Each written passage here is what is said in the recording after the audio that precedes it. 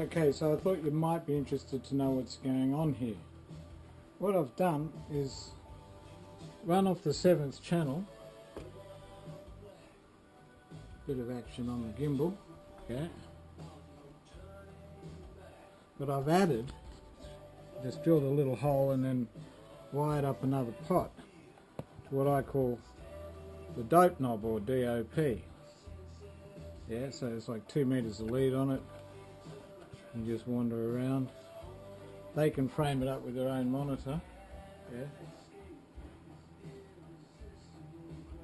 Still got to tweak the gains a little bit just to get it right. But that's like director's monitor. That's the flight monitor for the FPV. That's FPV coming out of the GoPro with its own extra little knob on it for somebody else to monitor it. For instance, over here. I'm now the director, we've got the operator, we've got the bird.